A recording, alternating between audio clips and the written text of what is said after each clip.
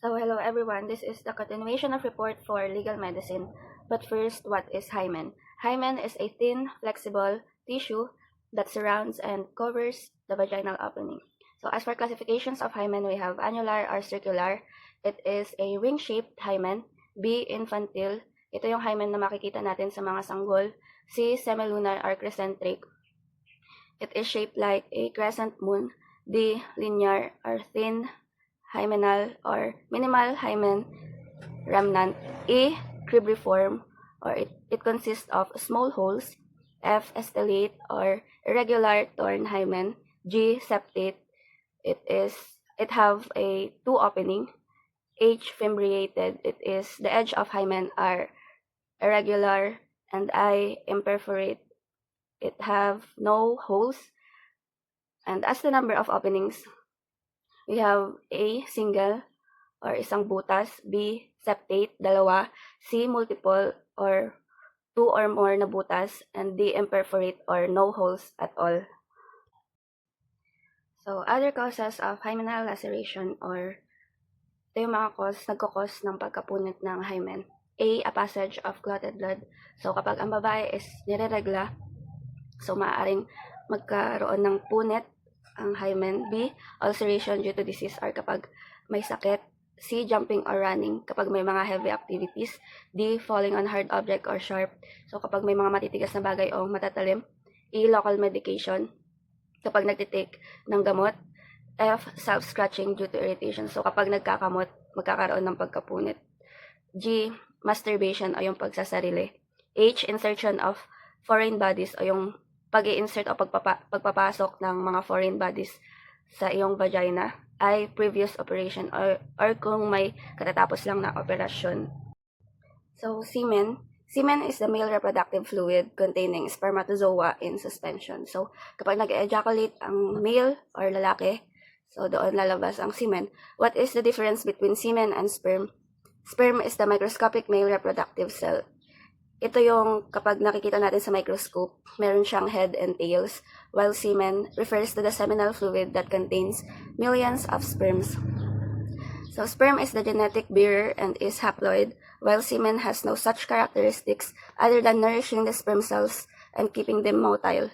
So semen, kapag nag-ejaculate ang lalaki, so lalabas siya ng 2.5 to 5 cc, or ito ay 60 million of sperm.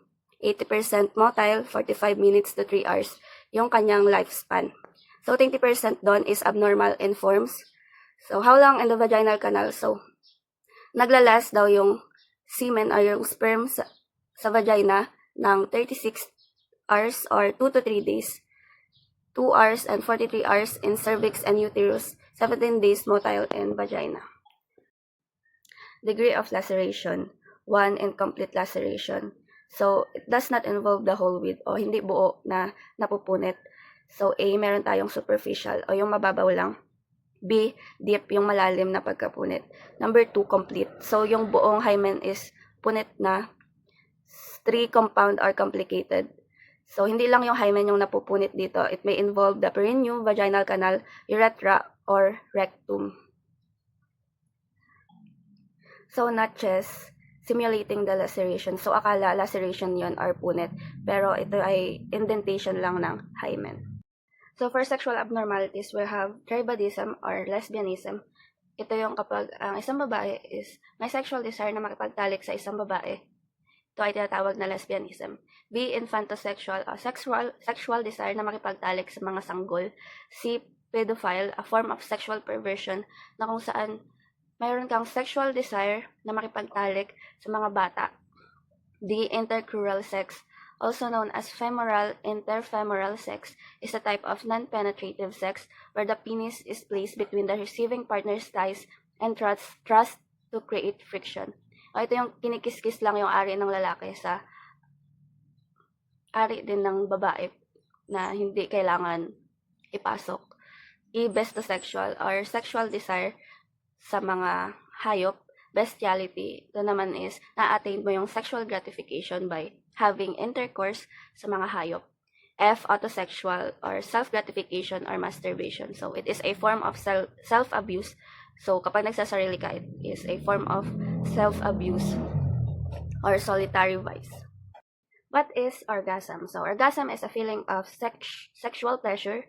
So, it is a intense sexual pleasure that happens during a sexual activity. So, ito yung mas tinatawag na coming or climaxing. So, it both happens sa mga lalaki and sa mga babae. So, frottage, ejaculation produced by rubbing his sex organ against some part of female body with the use of the hand. So, nag-ejaculate yung isang lalaki kapag inirarab niya yung kanyang penis sa kahit anong parte ng female body. So, gerontophilia, sexual desire with elder person, o yung may sexual desire ka sa mga matatanda. Necrophilia is sexual perversion characterized by erotic desire or actual sexual intercourse with a corpse.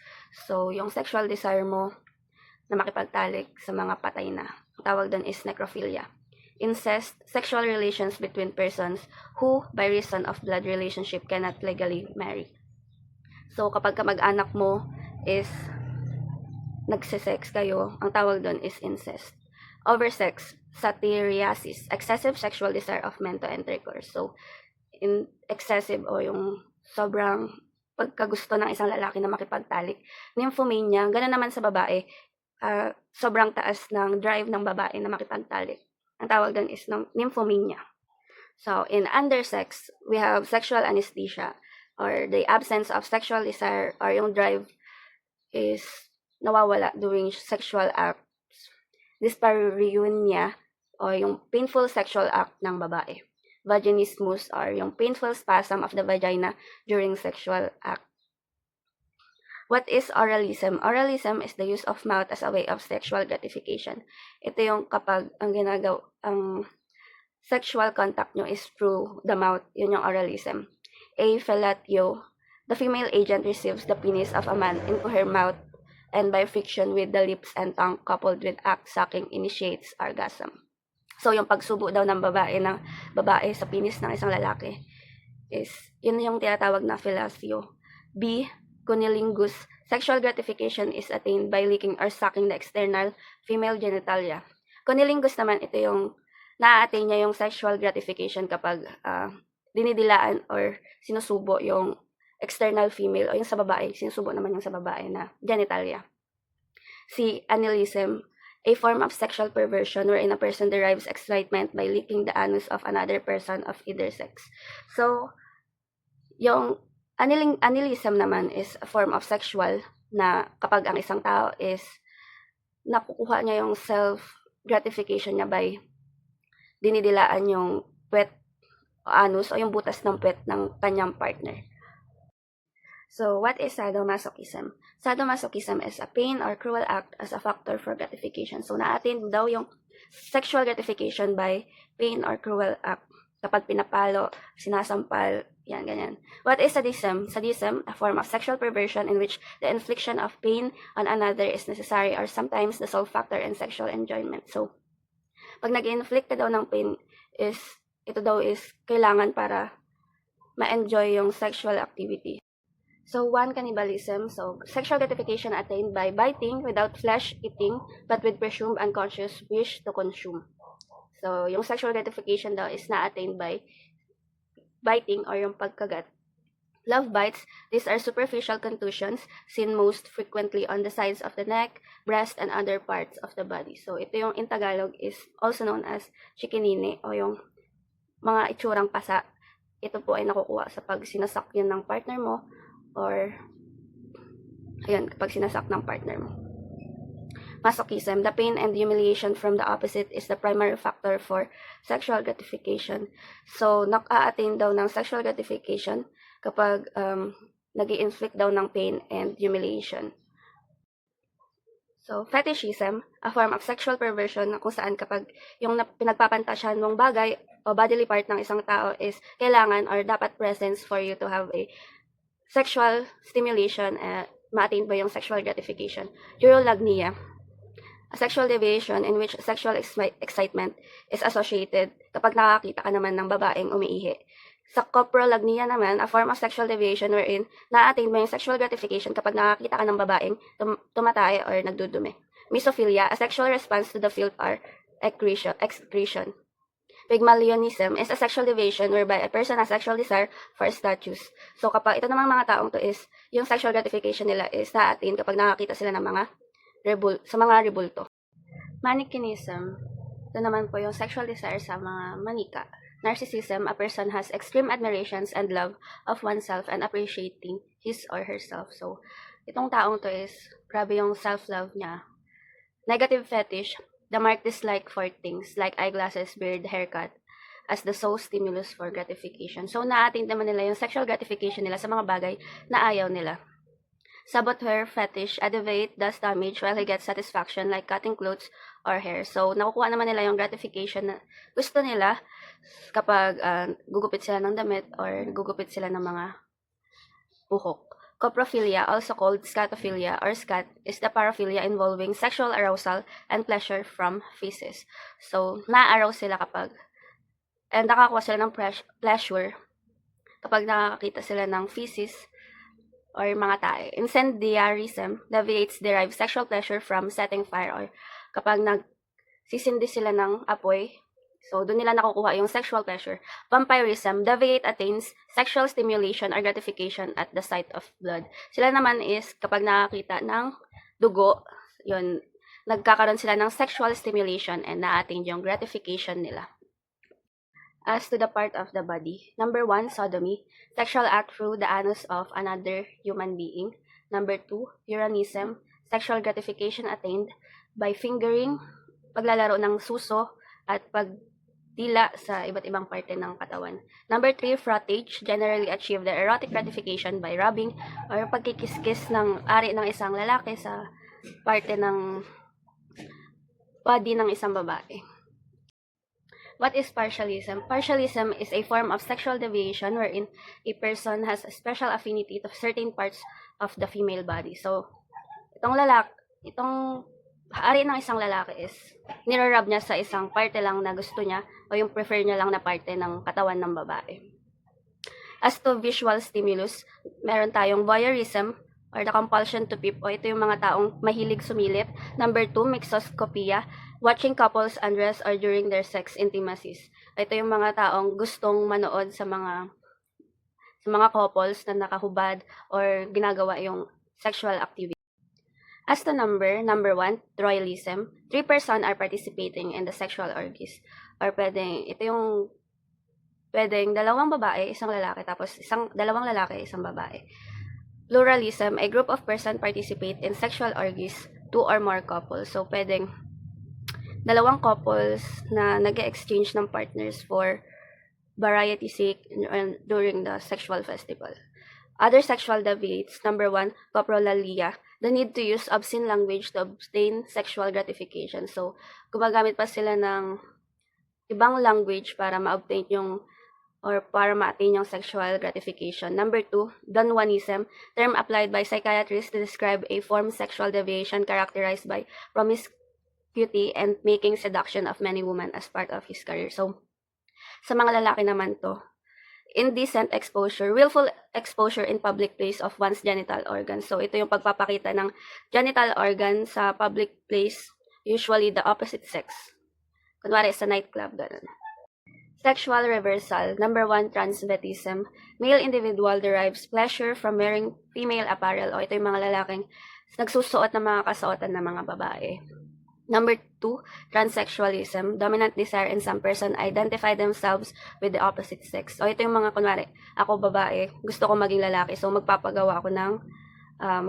ako ng aking genitals. So, may go to extent of surgery to change their anatomical sex. So, kunwari yung lalaki, papagawa siya ng genitals naman ng pambabae. Number 3, intersexuality, a genetic defect wherein an individual show intermingling in varying degrees of the characteristics of both sexes, including physical form, reproductive organs, and sexual behavior. So, when we say genetic defect, so ito yung mga taong merong both sexes o both genitals ng pambabae or panglalaki. Pwede din na physical form, yun nga, reproductive organs, and sexual behavior.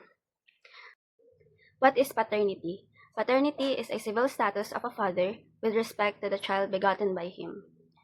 Filiation is the civil status of the child in relation to his mother or father.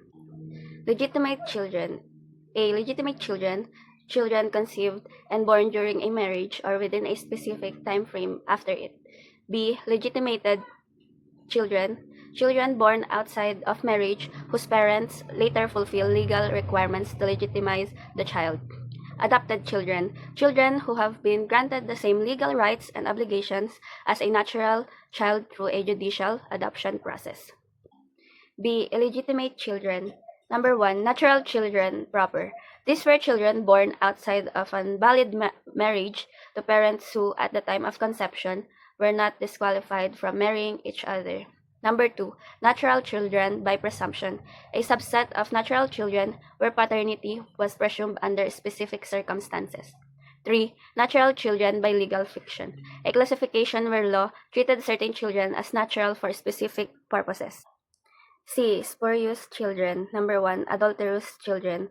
So, ito yung mga batang na-conceive ng parents nila. Yung parents nilang isa is legally married sa iba. Pwedeng yung mama niya or yung papa niya. Number 2. Incestuous children. Ito yung mga bata na ipinanganak na ang parents is blood-related, like magpinsan, magkapatid, ganun. Manseres, a historical term referring to the offspring of prostitutes o yung mga ipinanganak dahil yung mama nila is prostitute.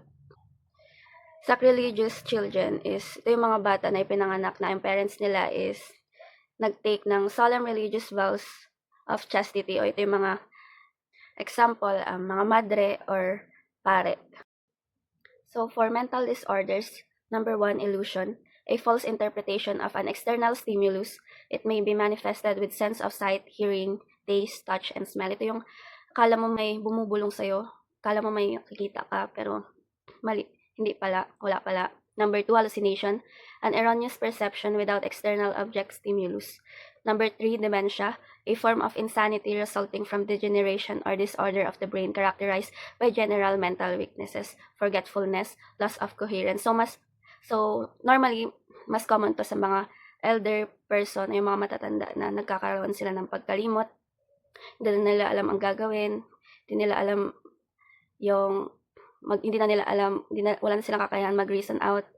So, but not accompanied by delusion or uncontrollable impulse. Number 4, morons, those with IQs between 51 and 70. Adequate learning skills to complete menial tasks and communicate. So, commonly, nasa 7 to 12 years old sila. And number 5, imbeciles, those with IQs between 26 and 50, unable to progress past a mental age of approximately 2 to 7 years old naman. Number 6, idiots, those with IQs between 0 and 25, poor motor skills, extremely limited communication, and little response to stimulus. 0 to 2 years old. Number 7, delusion of grandeur, erroneous belief that he is in possession, wealth, wisdom, physical strength. It is not of great power, always sign of insanity.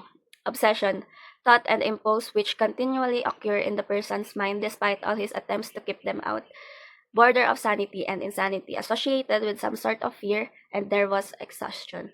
Number 8, obsessive-compulsive disorder is a common, chronic, and long-lasting disorder in which a person has uncontrollable recurring thoughts and or behaviors that he or she feels the urge to repeat over and over.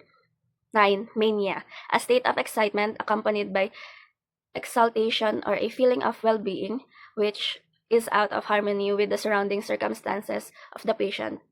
Hyperactive with flight of ideas. Number 10, bipolar disorder, formerly called manic depression, is a mental health condition that emotional highs and lows. So thank you. This is Kashana Edeline. Thank you sa pakikinig.